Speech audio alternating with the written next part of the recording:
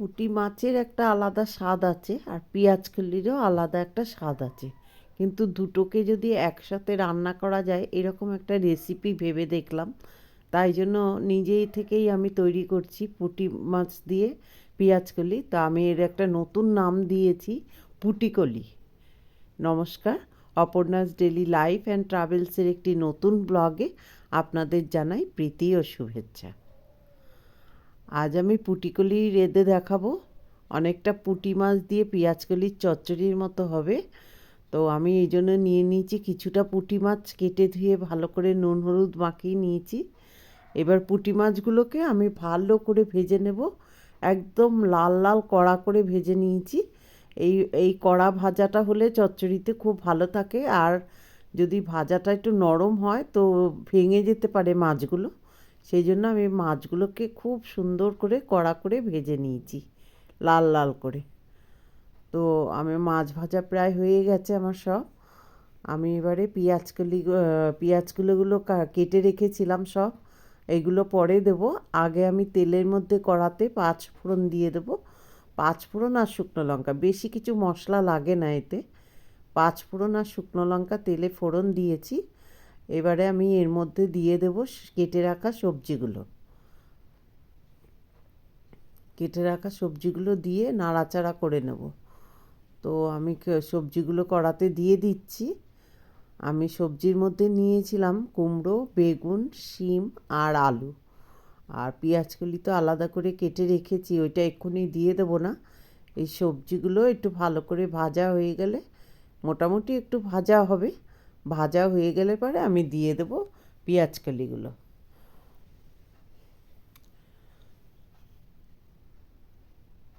বন্ধুরা, তোমাদের এই ধরনের রেসিপি দেখতে যদি ভালো লাগে আমার চ্যানেলটাকে সাবস্ক্রাইব করো, লাইক আর শেয়ার করতে ভুলো না। আমার পুঁটিকলি রান্না কেমন লাগছে তোমরা একটু কমেন্টস করে জানিও। আমি নতুন একটা নাম দিয়েছি, তোমাদের নামটা কেমন লাগছে একটু বলো। তো আমি এই সবজিগুলো প্রায় ভাজা হয়ে এসছে। আমি এর মধ্যে এখন দিয়ে দিচ্ছি হলুদ আর একটু নুন। তো হলুদ নুন দিয়ে ভালো করে একটু কষিয়ে নিয়ে আবারও ঢাকা দিয়ে দেবো, যতক্ষণ না সবজিগুলো একটু নরম হয়ে আসছে ততক্ষণ পেঁয়াজকলিটা দেব না। একটু নরম হয়ে এলে আমি পেঁয়াজকলিগুলো এর মধ্যে দিয়ে দেবো।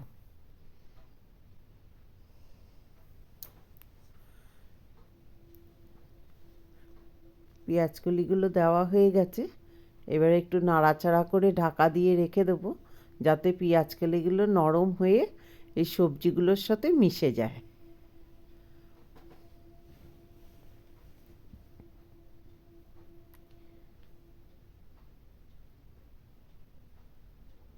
আগে থেকে পেঁয়াজকলি দিয়ে দিলে সবজিগুলো একটু সঠিকভাবে ভাজা হয় না, তখন একটা কাঁচা কাঁচা মতো দেখতে হয়। সেই জন্য পেঁয়াজকলি তো দিয়ে ঢাকা দিলেই একটু নরম হয়ে যায়, সেই জন্য পেঁয়াজকলিগুলো আমি পরে দিলাম। এবার আমি মাছ ভাজাগুলোকে এতে দিয়ে দিচ্ছি। পেঁয়াজকলিটা আমার নরম হয়ে এসছে। এবার আমি মাছ ভাজাগুলো এতে মিশিয়ে দিলাম, পুঁটি মাছগুলোকে।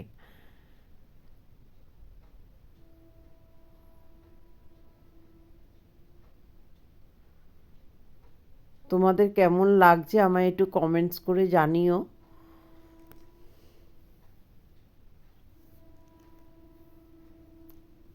আমার পুঁটিকলি প্রায় হয়ে এসেছে, এবার একটু ঢাকা দিয়ে রেখে দেবো।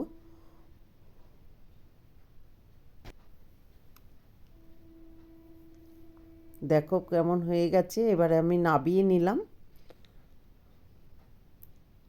এই ধরনের হালকা একটু জল মতো ঢাকা দিয়ে রাখলে বেরিয়ে আসবে, তখন তোমরা নাবিয়ে নেবে।